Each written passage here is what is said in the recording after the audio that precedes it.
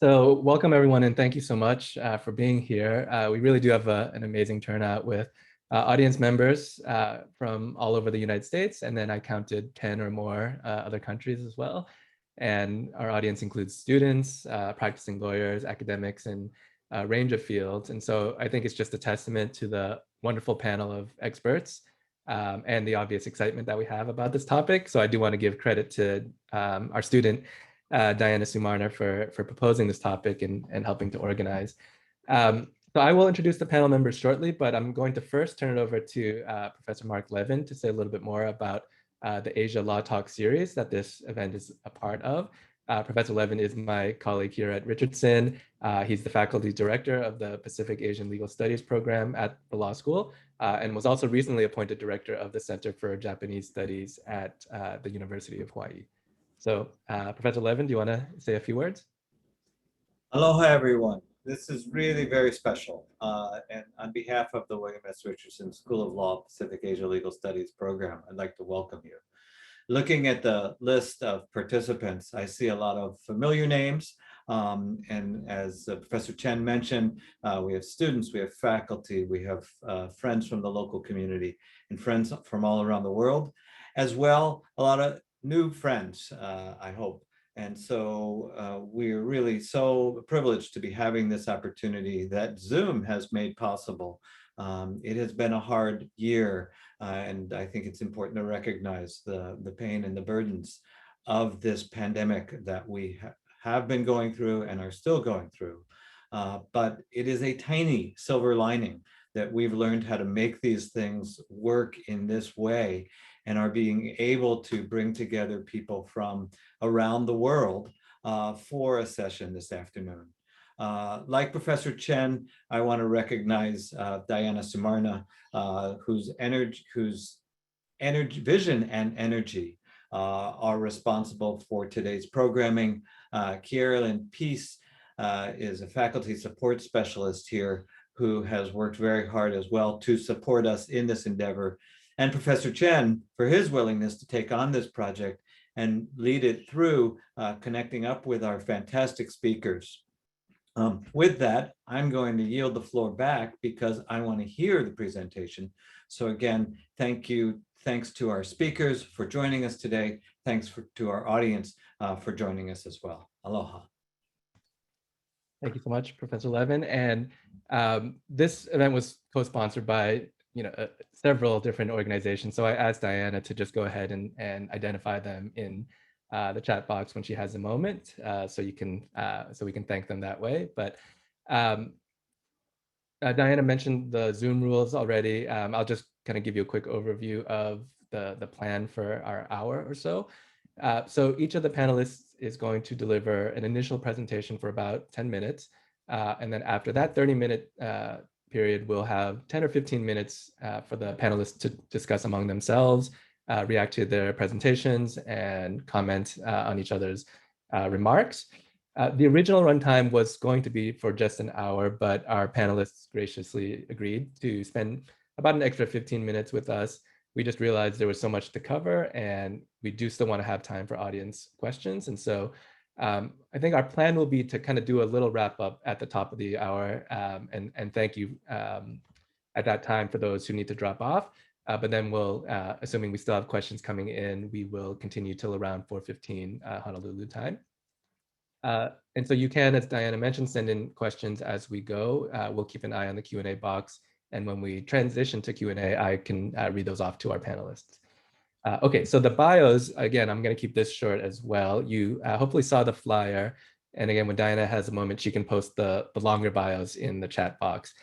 All I'll do is just mention their affiliations, but also flag some of their recent work, because I think many people will be interested in learning more about these issues. So Professor William Magnuson will start us off.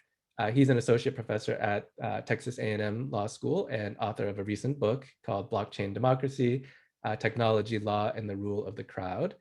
Then we'll have Professor Siren Johnstone, who is executive director of the LLM program in compliance and regulation at the University of Hong Kong.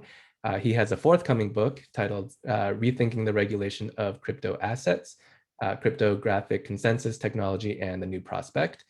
And then finally, we'll have Dr. Jiaying Zhang, who is a Hauser Global Fellow at the New York University School of Law.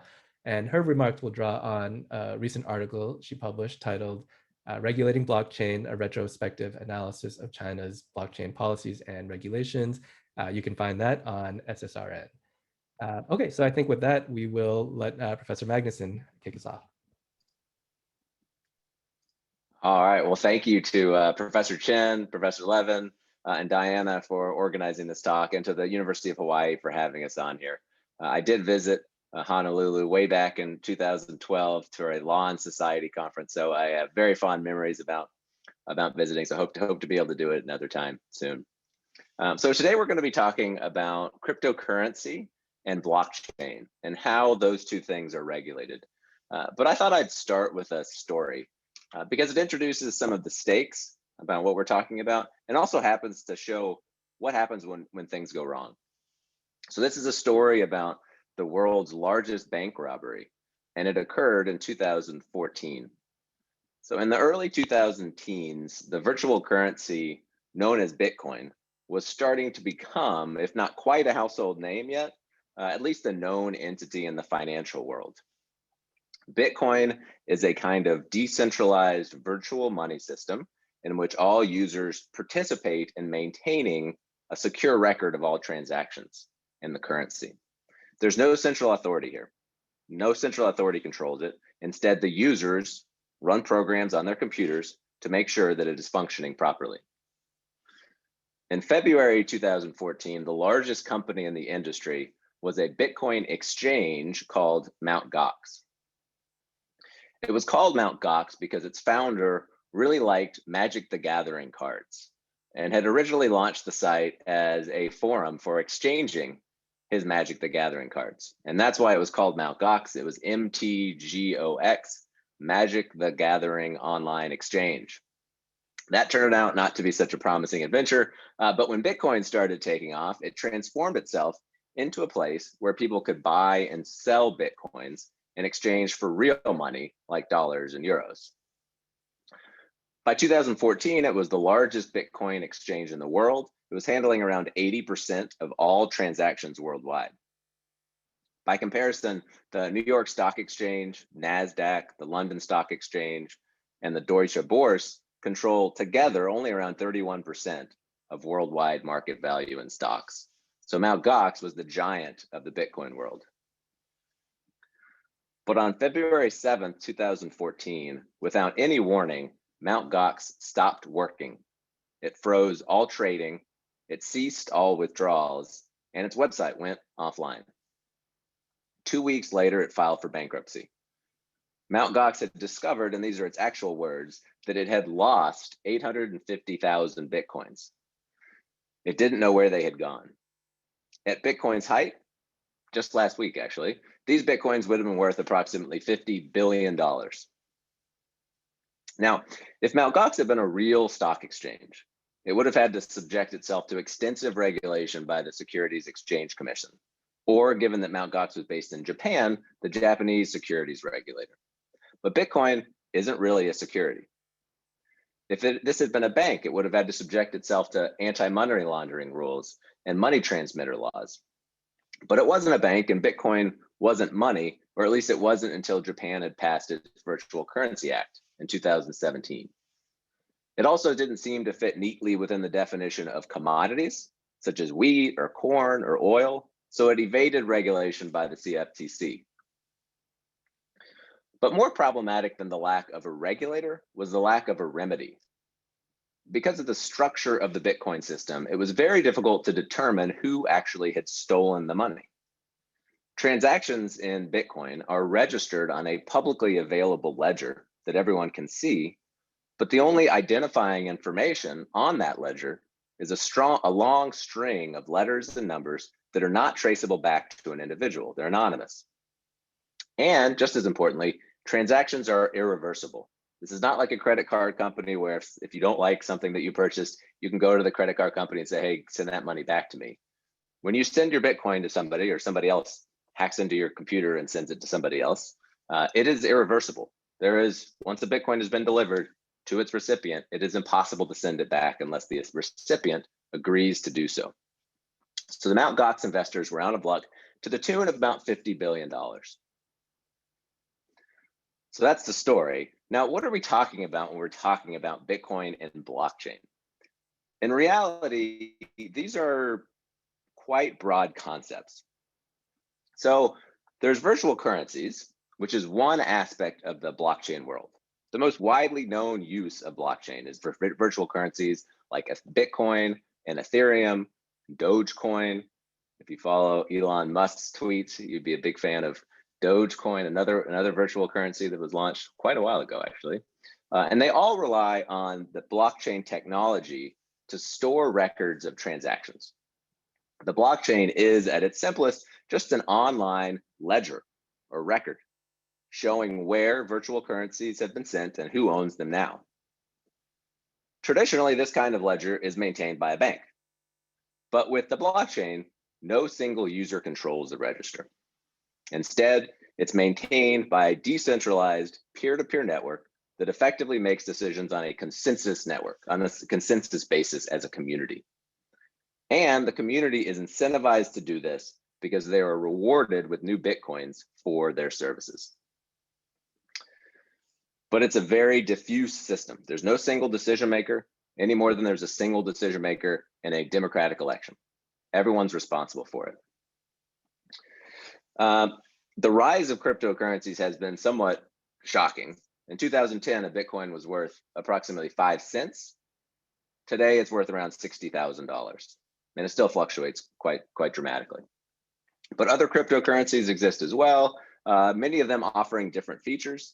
Ethereum specializes in smart contracts that automatically execute their terms without a court having to be called in. Monero and Zcash specialize in anonymity, promising greater confidentiality in transactions. But it isn't just virtual currencies that blockchain is used for. It's also a decentralized way of keeping track of anything. So Walmart has experimented with using blockchain in its supply chain to keep track of where its tomatoes get sent. Companies have explored using it to help keep track of stocks. And now sort of the latest craze is the craze in non-fungible tokens, which my neighbor first alerted me to, it's a way of creating a digital right in an asset.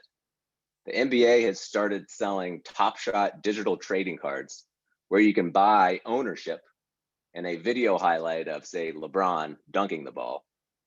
And then you can sell those rights on. Some of the cards are now selling for hundreds of thousands of dollars. And it's just a digital right to an asset, to a video. So those are some of the basic building blocks of blockchain and Bitcoin. Now, how do we regulate these things?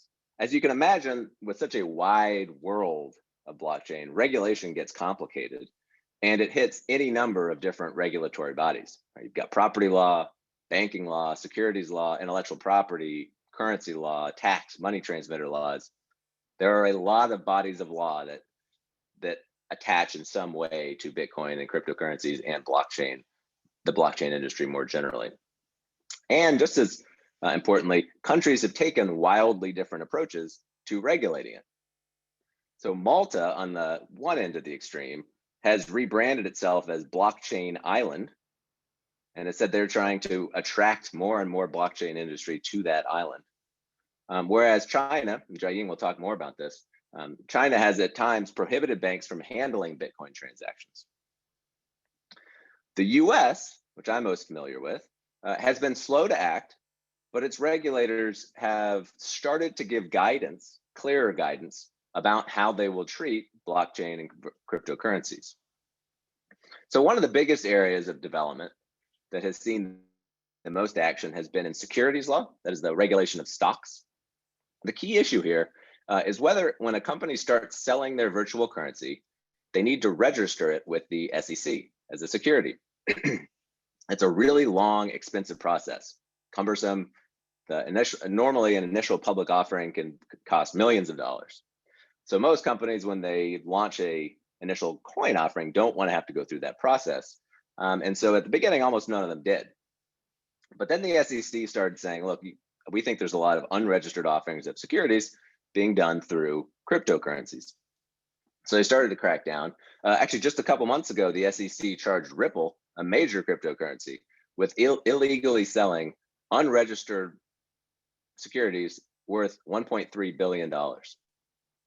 And they've given public speeches about how the Howey test, which is one of the primary tests for determining whether an investment is a security, how it applies to cryptocurrencies.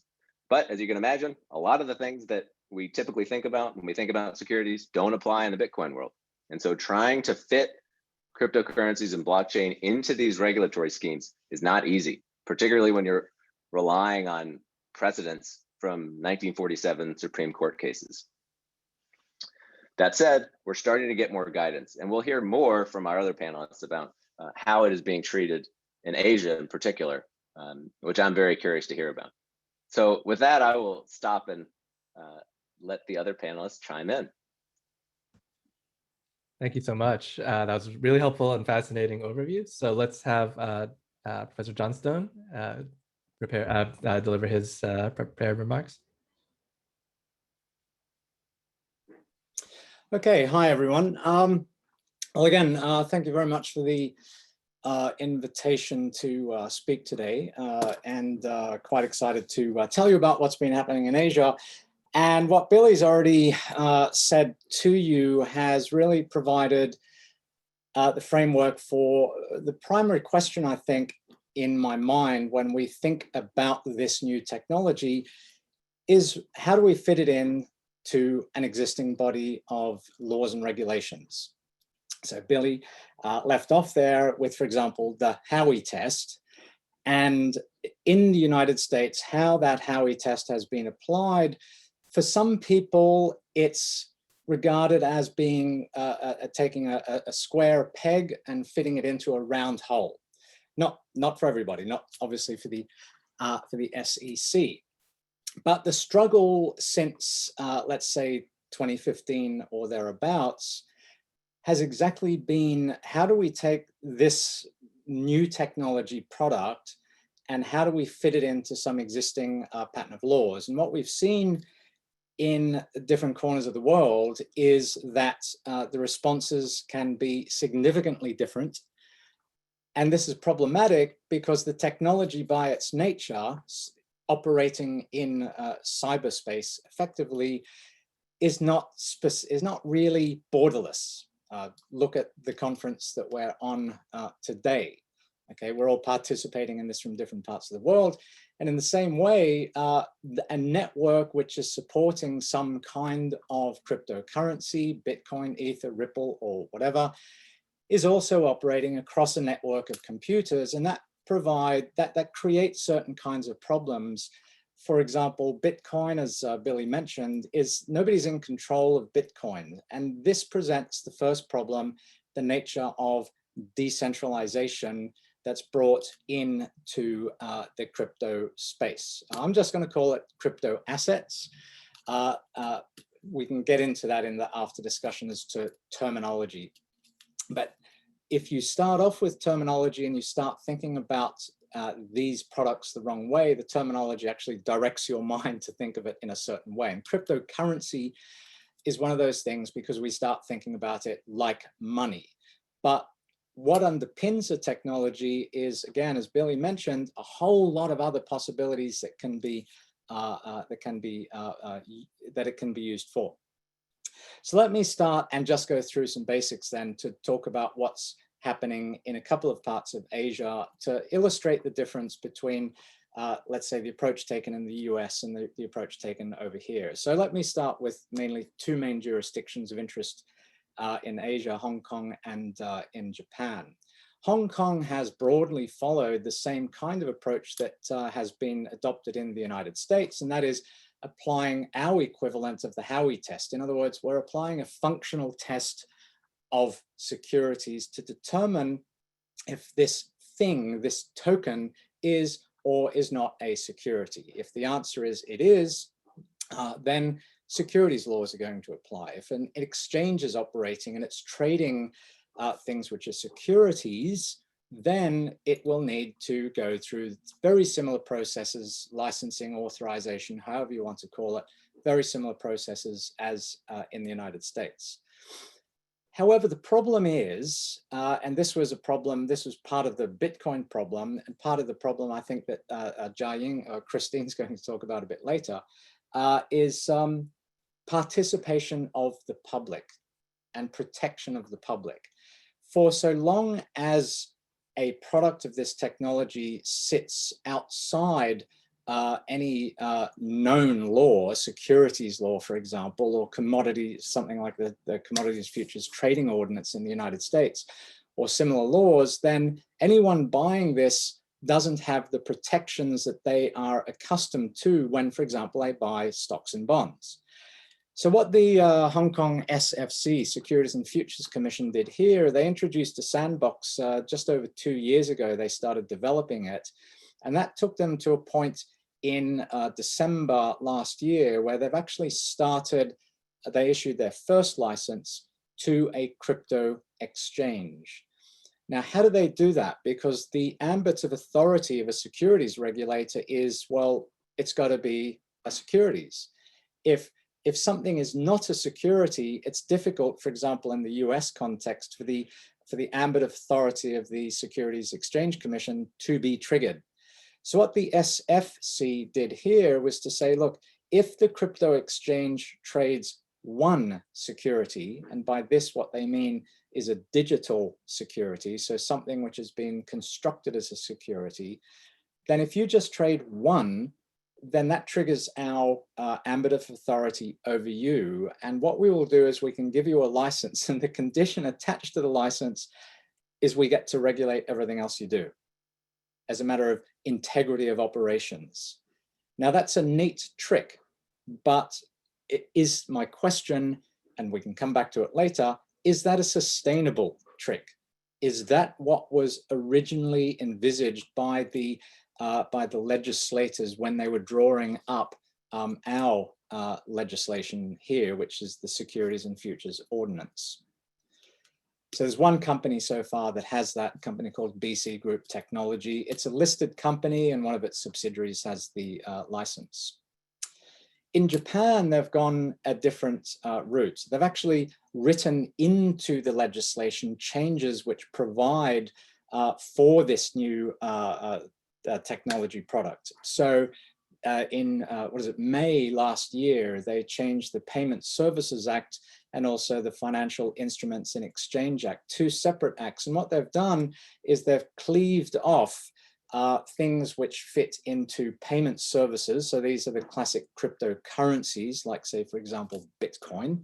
And what they've done is they've wrapped around that protections like insolvency protection. What if the crypto exchange becomes insolvent?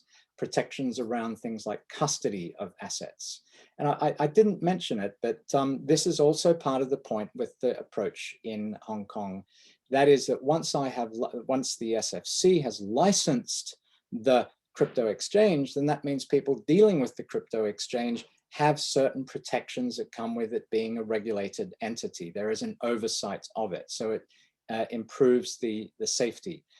In Hong Kong, that is restricted to professional investors only. So a retail investor cannot invest. In Japan, they've not gone down that route. In Japan, they've changed the laws themselves, and they've said, well, this is how a crypto exchange can operate. It's under the Payment Services Act. There are insolvency protections. Anyone can participate in it, but you're not allowed to drive speculative activity. On the other hand, in their Financial Instruments and Exchange Act, that's where we're looking at the area of securities. And they've introduced an interesting concept, electronically recordable transferable rights. And within that is where they have basically housed their idea of a functional test of what is a security. Is there an investment purpose effectively?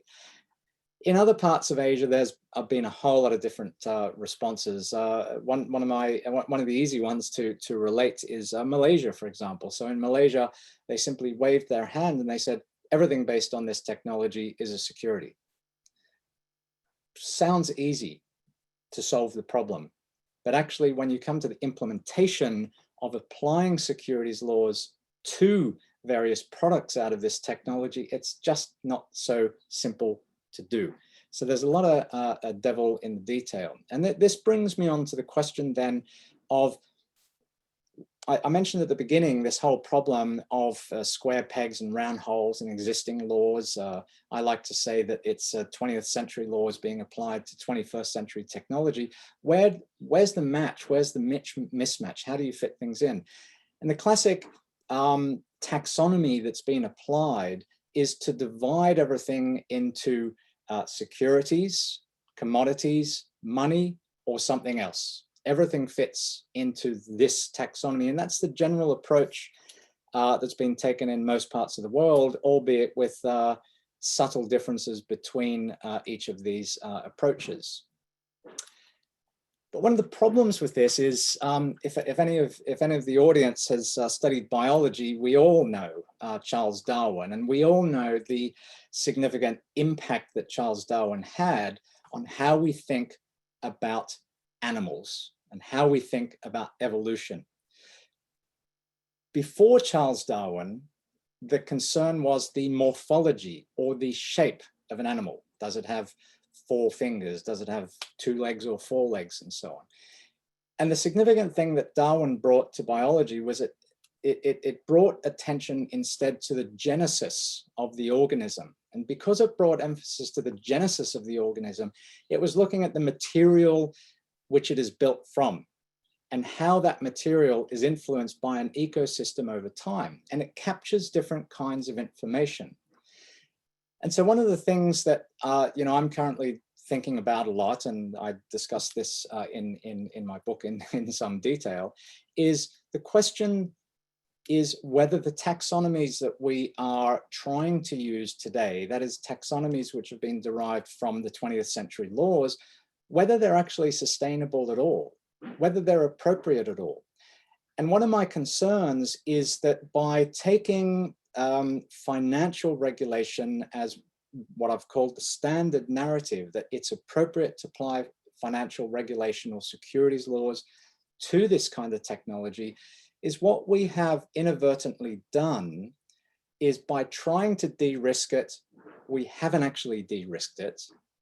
And we have driven developers in search of financial capital. We've driven developers to say, let's make more financial products, because if I take my technological know-how and work it into a financial product, I'm in a square safe box because I know how it's going to be treated.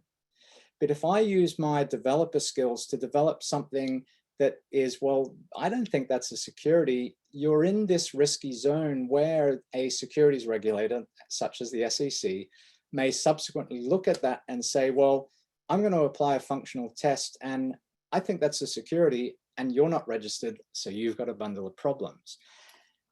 One of the pieces of evidence of this lack of de-risking and this application of financial regulation having actually driven speculative financial bubbles and driven an increase in financial system is if you look at the DeFi market, so decentralized finance. In January 2019, the size of that market was about $250 million US. 1 year later, $1 billion US. 1 year later again, $27 billion US. And that decentralized finance market, so that's a massive exponential kind of growth. That decentralized finance market is just completely outside the regulatory framework at the moment. And it is a potentially large speculative bubble. So I'm going to wrap up there, and we can come back to some of these topics later. But where I'd like to leave the thought is that the way that regulation has been applied is that it's changing the shape of how the technology develops. It changes the way that the ecosystem forms. And the question I'd like to sort of leave us with is this, is what if we did not try to regulate for risk? What if instead we tried to regulate for ecosystem development? So we have a polymorphic ecosystem with lots of different kinds of products being brought out, which are not always captured by that financial narrative, what would that ecosystem in this technology look like? What different kinds of risks, what different kinds of opportunities? And if we did regulate differently, what would that regulator look like? What would we need to think about? I shall pass over to Jiaying. Well, thank you so much, Professor Johnstone, for that great overview of some of the regulatory approaches that are being experimented with now. And so we'll have Dr. Zhang go ahead with her remarks. Thanks, Rich. And thanks again to our organizers for having us. And it's so great to be with Billy and Siren on the same panel, because you have set a great foundation for our audiences. So it's a little bit easier job for me to only focus on China. So everyone, let's right now shift our focus from Malta, US, Hong Kong, Japan, almost everywhere to China right now, mainland China. So in the next 10 minutes or so, I'm gonna briefly talk about two things. One is one is how is the blockchain industry look like in China right now? And then the second, what are the major policies and regulation in China? Well, in terms of the blockchain industry, the overall picture is that enterprises are expanding their blockchain related business and blockchain applications are being implemented. However, the implementations are still at a very early stage. In 2016, 17, and 18, there was a lot of hype in the blockchain industry, and then it's cooling down in 2019 and 20 because the Chinese government got involved and began to regulate the industry. Well, I'm a data person, so let me just give you some data. By December 2020, there were about 800 blockchain companies in China. So over the past decade, there were a steady increase in terms of the number of the blockchain company from 2010 to 2018. And then it reached a plateau in 2018. The number remained the same over the past 2 years. There were only 37 new blockchain companies in 2019 and 2 new blockchain companies in 2020, which was very different from 2018 when there were 218 new blockchain companies emerged alone in 2018. And if we look at these around 800 blockchain companies, they cover a large variety of industries. 36% of them are providing financial related services such as payment, supply chain finance, insurance, securities, etc. And 10% of them are providing traceability services such as tracing the origins of food or luxury products. 6 of them are IP related service, and 4% of them are innovations in the legal sector, for example, using blockchain technology to authenticate evidence. So these are all the distributions of these new blockchain companies. How about the existing companies? Are they involved in the blockchain industry? Yes.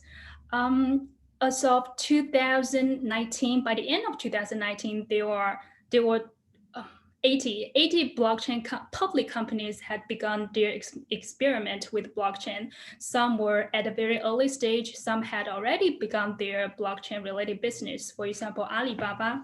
Alibaba has been providing insurance service using blockchain, let's say, underlying technology. So this is the overall picture on the business side. How about the government? Well, Chinese government has been providing a series of policy support, especially after President Xi Jinping called for more blockchain research and development at a Politburo meeting in 2019, October 2019. And in 2020 alone, governments at a central and local level issued 2017 relevant policies, regulations, or official government announcements to advance blockchain research and developments.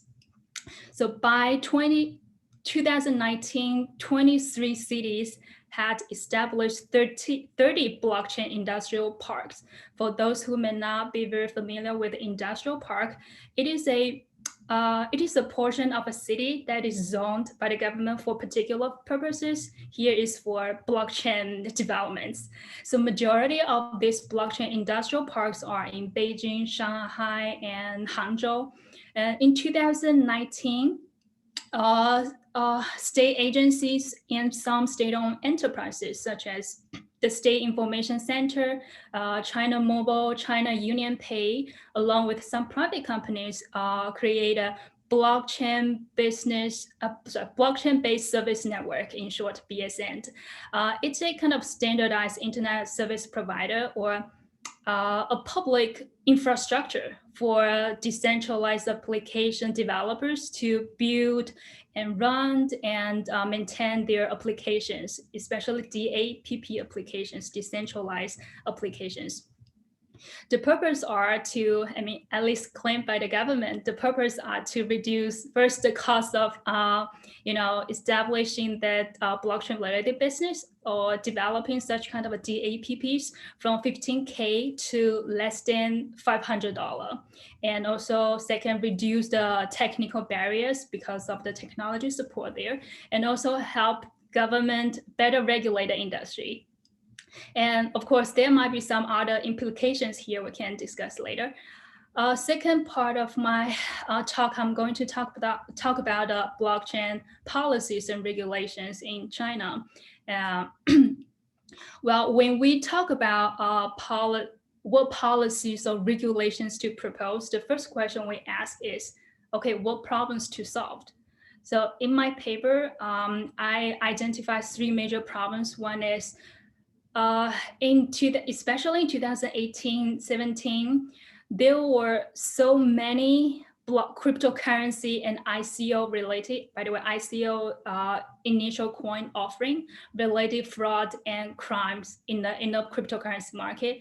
And the second problem is a lack of consumer and investor protection mechanism. And third, at that time, the blockchain related service because it's very early stage, so they are very poor quality. I would say the quality is very poor at the early stage blockchain products and services. So in response to these problems, Chinese policymakers and regulators have been rolling out a series of rules to set a tone for the blockchain industry. Generally, the attitude towards the industry is both pro-blockchain technology and anti-cryptocurrency. So what do I mean by pro-blockchain? It means the government and regulatory agencies support blockchain technology. For example, the State Council and its affiliated offices have issued multiple important regulations, guidelines, announcements on blockchain. For example, the 13th five-year plan. For those who may not be familiar with this, every 5 years, Chinese government set forth, China's strategic objective, tasks, and measures for economic and social development for the next 5 years. So, so we call it 5-year plan.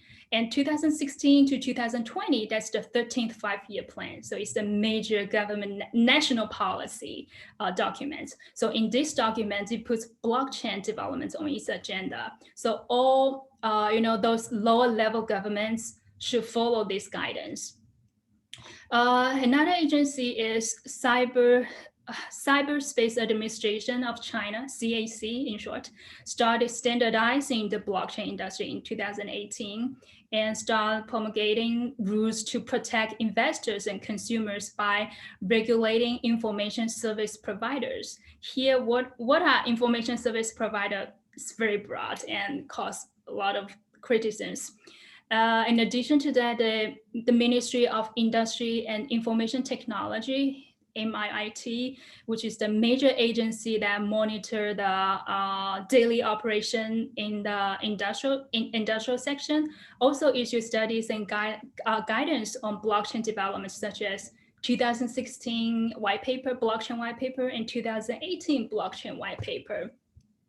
And the Supreme Court of China which is called Supreme People's Court, by the way, has issued one blockchain-related law that legalized blockchain-derived evidence, which allows blockchain as a legal method to authenticate evidence. So these are all the policy or regulatory support that shows the support from the government and regulatory agencies. On the other hand, what do I mean by anti-cryptocurrency? Cryptocurrency is one of the major applications or biggest applications of blockchain technology, like Billy just mentioned. China takes a very hard stance on it. In September 4th, 2017, the PBOC, the People's Bank of China, China's central bank, along with 6 other agencies, jointly issue a announcement defining initial coin offering as a unauthorized fundraising activity subject to several financial crimes and thus banned ICO-related activities. As a result, all those exchanges cannot buy or sell cryptocurrencies or conduct exchange businesses between cryptocurrencies and fiat currencies, or even provide any trading information. And since then, law enforcement agencies continue cracking down blockchain-related businesses. So this kind of like pro-blockchain technology and anti-cryptocurrency dynamic may seem very odd to many people. The major reason is that China wants to be the major tech power in the world, and the leadership sees that blockchain, of course, along with other technology like artificial intelligence, cloud computing, they have huge potential in advancing China's tech power. But China banned ICOs and other cryptocurrency activities because they have posed a huge threat to the financial market, and those wide cryptocurrency speculation also undermine financial stability. And if you go deeper, there are historical reasons behind such kind of government philosophy and conduct, and we can explore it later. I think my time is up. Let me just stop here. Look forward to the discussion. Great. Well, thank you so much for that really helpful overview of what's going on in China and the fascinating dynamics there. And so why don't we take about 10 minutes to have the panelists have some discussion among themselves and react to their presentations. I see one question has already come in, but for those in the audience who want to begin sending in questions through the Q&A, we'll start keeping an eye on that and transition to integrate those questions and answers as well. But I promise Billy the first word if he wants to chime back in after having listened to those 2 wonderful presentations. Yes, well, thank you, Rich, and thank you, Siren and Jiaying, for those great introductions to what's going on in Asia and also just more broadly in the realm of regulation of cryptocurrencies and blockchain.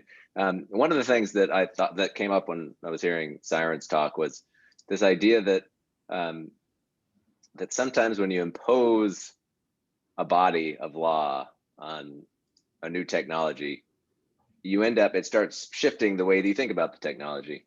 And we talked about securities. One of the big issues, of course, in the cryptocurrency world is if cryptocurrencies are considered securities, then the securities laws apply, right? Securities are stocks and bonds being traded on stock exchanges. But there's all sorts of there's an enormous body of law about securities. So one thing, for example, is one of the big areas of regulation within securities laws is broker-dealer registration. If you are a broker, you have to register with the SEC. But broker is defined remarkably broadly. Broker is anybody who's engaged in the business of effecting transactions in securities.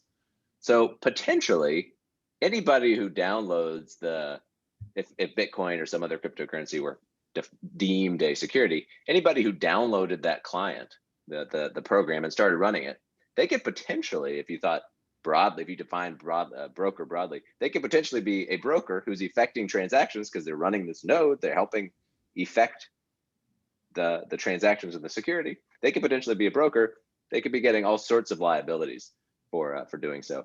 And so I do think it's a really great point from Siren about how it starts shifting the way that you think about an industry, and it may actually start shifting the way that the industry itself runs. And then just one final follow-up on Jiaying's comment about the way that China has been anti-cryptocurrency and pro blockchain. I'd be curious to hear, Jiaying, your response. I know that when I was looking into this question a couple of years ago, the way that I had sort of imagined Chinese regulation going was that it was broadly prohibitive of companies and banks buying and handling these transactions, but it was relatively permissive of miners, who are actually the people who are maintaining the servers for blockchain, maintaining the system, and are, as a result, being paid in new Bitcoin or new whatever the cryptocurrency is. And so they were actually able to make large profits from doing that. And at the time, China was relatively permissive in actually letting Chinese cryptocurrency miners operate. Is that still your understanding of the way that the industry works, or has that shifted over time, or do you know? Great. Well, why don't we let I think there was kind of a question for Okay. each of them. So why don't we let Siren go, and then Jiaying can gather her thoughts in response to what you just finished up with there. What that made me think of is I was sitting in a meeting in 2016 in a body I was involved in then, and this ICO thing came up, and nobody really had a clear idea of what it was. Very, very broad notions at that time only. But the thing that was most striking was that amounts like 10, 20 million US dollars were being raised in a matter of 10, 15 minutes. The bit address wallets that could be created then could be literally, you go to, I think it's bitaddress.org, and it will take you 10, 20 seconds to create your own bit address. And once you have that bit address, you can transact. There is no identification requirements whatsoever. These amounts of money raised in very short periods of time were of concern because you don't know where the money's coming from or going to. Okay, maybe that's not so much of a concern unless you're concerned about something like money laundering. But the money was also being raised on the back of these white papers, which were frequently incredibly vague. If you were in the tech speak communities at the time, you could probably have a chance of understanding what they were saying. But frankly, a lot of them were pie in the sky ideas. The chance of actually pulling it off and putting in place whatever it is they're planning to design might be quite low.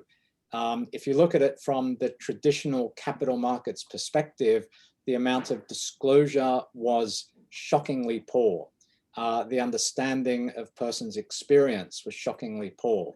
The ability to monitor what was happening to the funds once invested was shocking, or just, let's say, completely absent.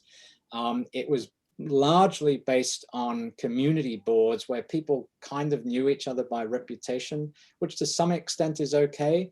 But the problem was that also around that time, retail public started getting involved. The Koreans loved these things. They were actually the most speculative market at around that time.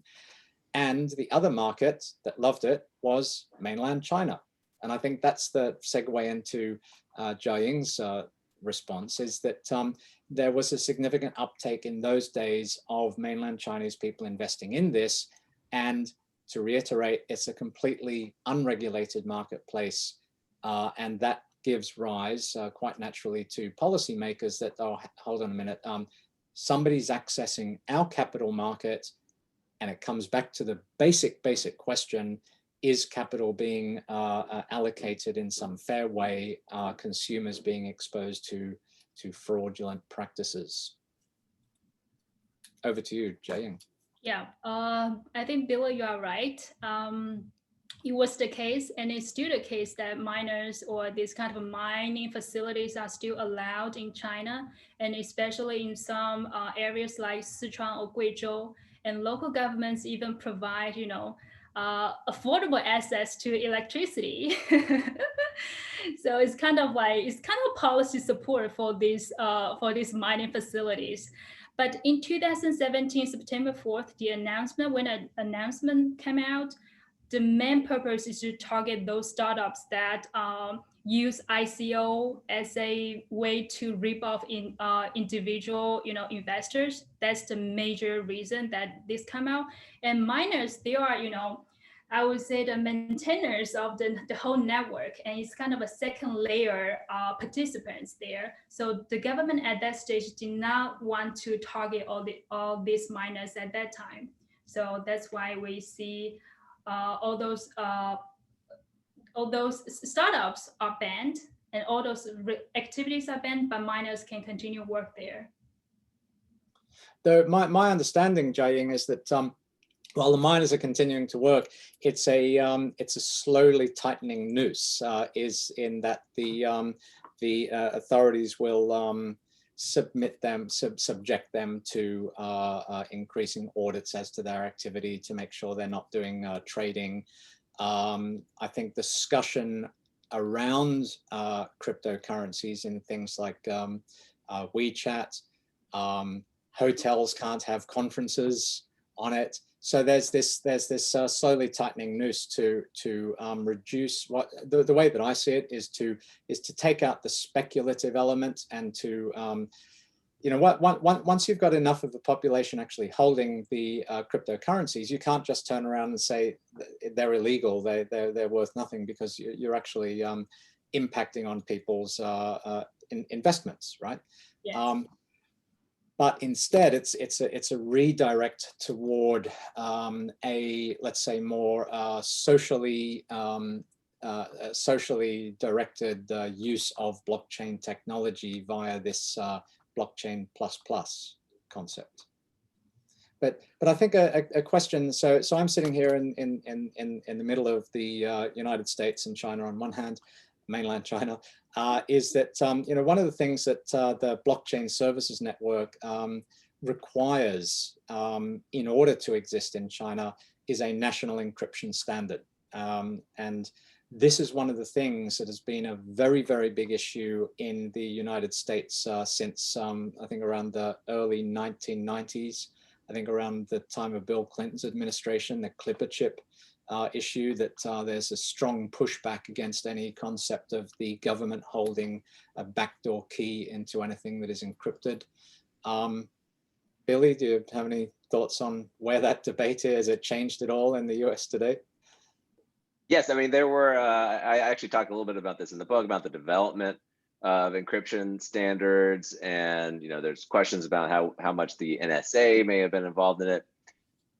I don't know. I don't know the answer, but certainly there are concerns about what happens if either already this has occurred or whether in the future somebody figures out how to decrypt the main encryption standard that is used in a cryptocurrency. What if somebody can go back and figure out the personal identities of every person that has ever transacted a cryptocurrency? And you could see, unlike cash, right, where you have a dollar bill, you don't know where it came from. Bitcoin, you know where this dollar bill went. Every time from the first time it was minted back in 2009, you know every wallet that has gone into. And if you could go back and you could decrypt it, that would be a massive security breach, a massive privacy violation. So it's a major concern if it ever did occur. Well, that touches on an interesting point that I think a lot of people don't fully appreciate with the technology, is that right now, everyone in the audience here, once we finish this conference, you can get onto your computer and you can actually download, if you wish to, you can become a Bitcoin node. It'll take quite a while, but your computer will be able to upload every single Bitcoin transaction that ever happened since, what was it, the 3rd of January 2009, when the first one was minted. Every single Bitcoin transaction, and that has all of the wallet addresses there. Of course, as I said before, the wallet address has no human identity associated with it. It's just a bit address. But what it means is, and this was an important foundation of the technology, is that it was important that these cryptocurrencies are publicly auditable, that everybody can see where it's come from and where it's gone to. And one of the things that we're up to now with things like Ethereum is that you're actually unlike Bitcoin, Ethereum is a scripting language, and you can write interesting stuff. So the code can do more interesting things like smart contracts, for example, but it can also do things like hold regulations. So the code itself can be written to be self-regulating, to allow certain things to happen and to prevent other things from happening. And this is something which currently the industry has no motivation to do it at all because it's competitive. But this is, I think, definitely one of the future directions that some of this technology effectively has to take, is to start, and this is one of the points that I make in my book, is that a lot of the assumptions about applying securities law don't apply. So one of the assumptions is regulations apply to securities, not the other way around. But in fact, with this technology, the technology can apply to regulation, because you can actually write in requirements into the tech. And that's kind of a whole new set of possibilities that are created there. And I think a quick response to Siren's question, your previous question, if the United States changed, the narrative, I would say probably not. I don't think the new administration has changed, changed the narrative. You see, Huawei is still on the entity list, and then the current administration has no intention to remove all those Chinese companies remove them from the entity list. And if you see the previous 2+2 talk in Alaska last Thursday, and I don't think they have agenda to, have a closer tech cooperation between these two countries at this stage. Okay. Well, since we're at the top of this top of the hour and people might start dropping off, let me just say very briefly, thank you to all of the attendees. Please take a look at the chat box for the full list of co-sponsors that were super helpful in organizing. And so again, with the permission of the panelists, we were going to stick around for about 15 more minutes. We do have a pretty robust set of questions that I'm going to try to get through as many as possible. We'll start off just reading one at a time, but we might end up grouping or trying to combine a couple if we can. But thanks again for everyone who's here, and I hope you can stick around for a few more minutes if you want to hear answers to these really thoughtful questions. Right. So the first one, so for now I'm going to go in order, and the panelists can also read along, but I will read. This one is for Professor Johnstone. The attendee asks, my understanding is that in Japan, the FSA approved 2 self-regulating organizations as part of the crypto regulation strategy there. Do you think that these SROs can help achieve the ecosystem style development you discussed? And has Japan been successful with its approach? Should others be taking note? I think that others should be taking note. What's happened in Japan is there's two, the regulator there, the Japan Financial Securities Authority, JFSA, have approved 2 SROs. One of them's the Japan Virtual and Crypto Assets Exchange Association, JVCEA, that is concerned with cryptocurrencies, so payment tokens and utility tokens. And the other is the Japan Securities Token Offering Association, so JSTOA, and they are concerned with securities tokens.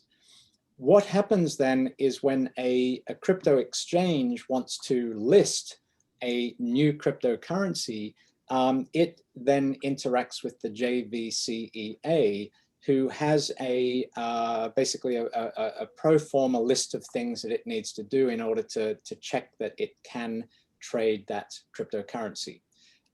Once it goes through that process, and once it's, quotes, approved by the JVCEA, then the crypto exchange can then trade that cryptocurrency without feeling that there is a risk of being second guessed later on, for example, by the regulator. So it's a bit of a similar structure to the SRO that you use in the securities industry in the United States, namely FINRA. Okay, so FINRA's rules are subject to oversight from the SEC. The SEC is happy with that. So therefore, broker dealers who are members of FINRA are complying with those rules. So it's that kind of approach. It creates a lot of certainty. And that's a certainty which, is, I think we discussed in earlier today, is lacking in the United States currently because of this uncertain application of how the SEC is going to exercise its various powers.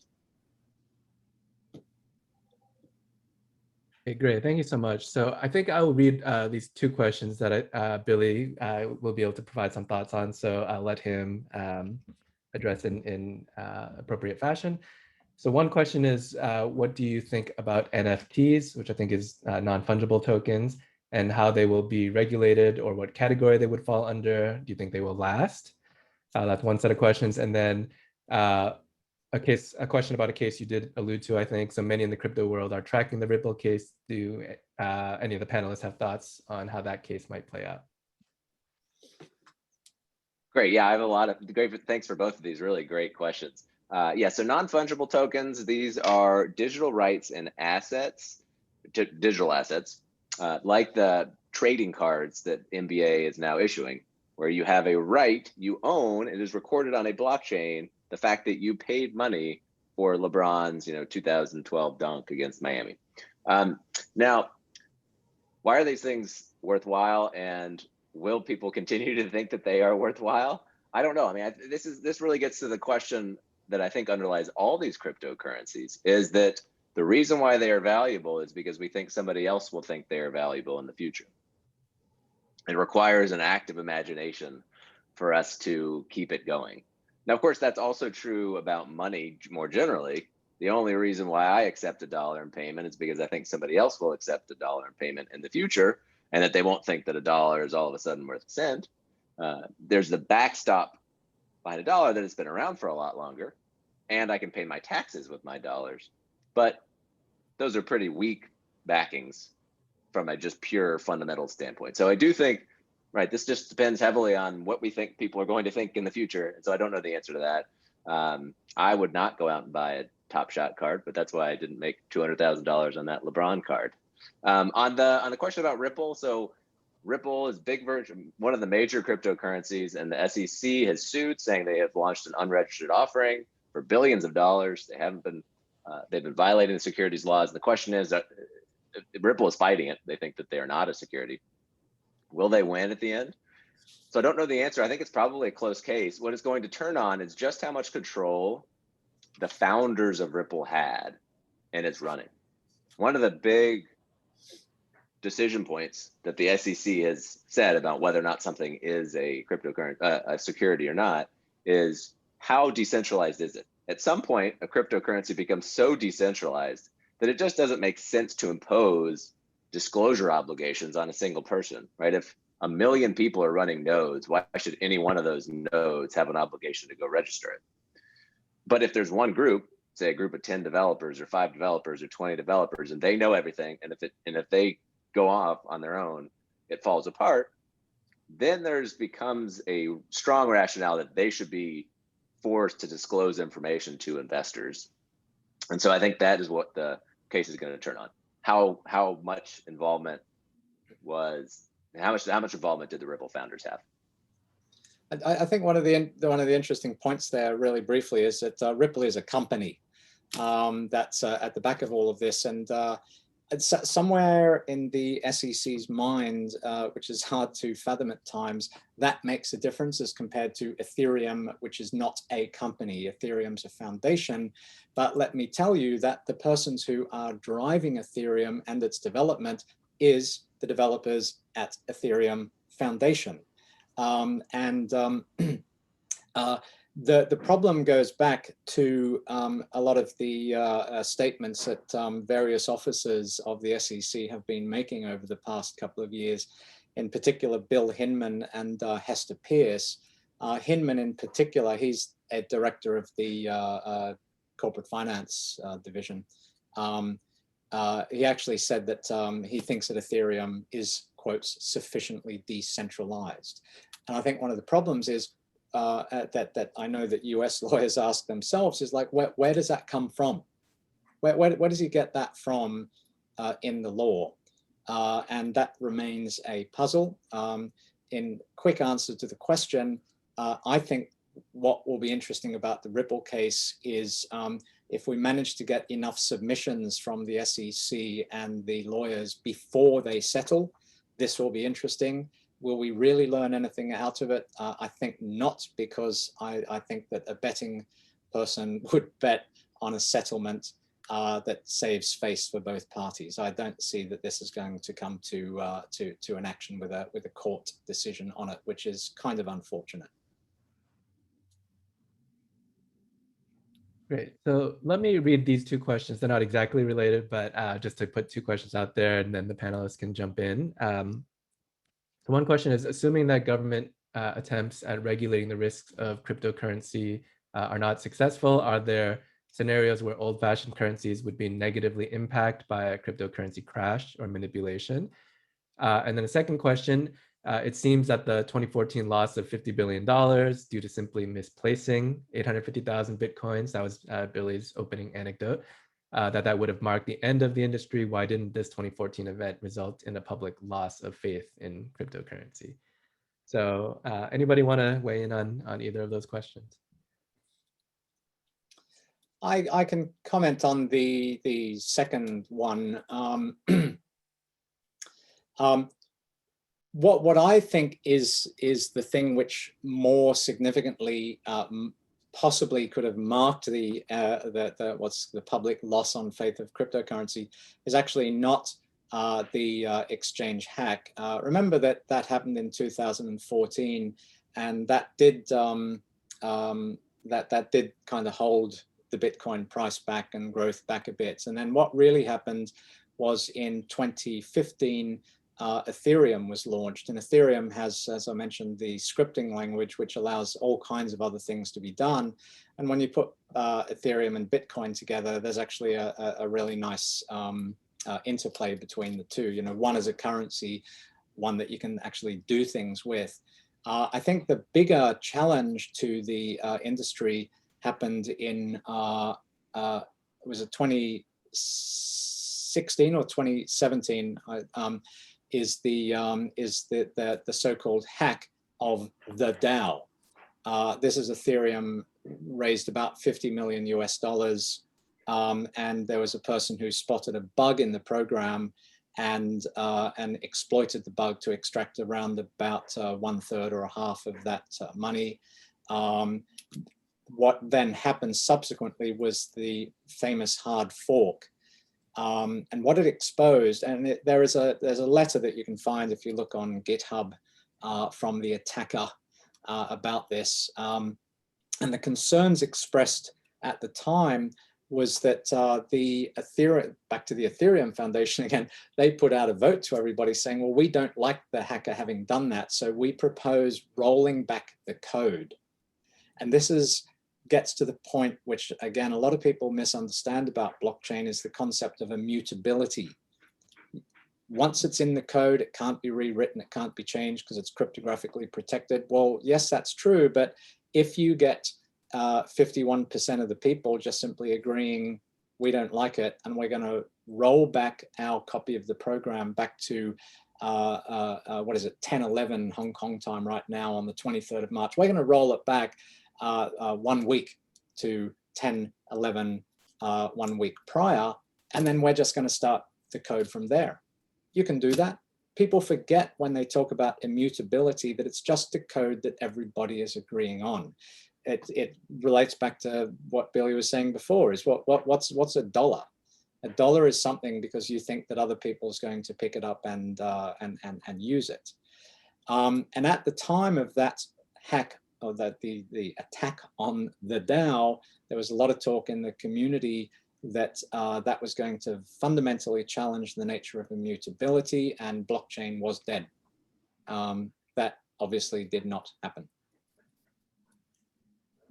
Probably I can give a quick response to the first question, and also maybe the answer relates to the, I think there's a question asked me that give us an update and views on the central bank digital currency launch in Shenzhen. I think I can answer these two questions.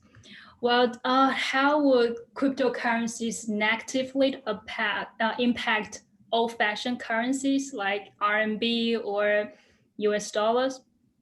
I would say the emergence of cryptocurrencies put a lot of pressures on the sovereign central banks or governments. The governments need to react to all these cryptocurrencies. So I would say at least China, maybe other countries too, the reaction is to coming out with central bank digital currency. And this is also the pressure from not only cryptocurrency, but also stable coins like Libra, which is now called Diem, which claims to provide financial services to 1.7 billion who are unbanked or underbanked. So, sovereign central banks or the governments are, really, I would say at least Chinese government are really nervous about this. So China come up with central bank digital currency, and what are the current state right now?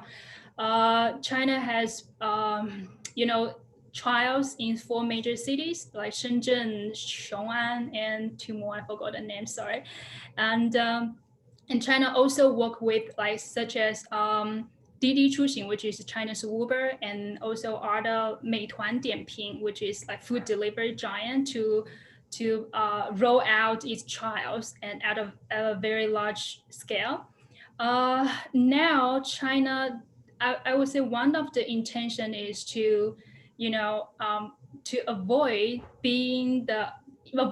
RMB being, how do you say, controlled by this kind of cryptocurrencies or undermined by these cryptocurrencies. That's one of the intention. And some people say China come out with central bank digital currency. The purpose is to avoid US sanctions or avoid, some sort of,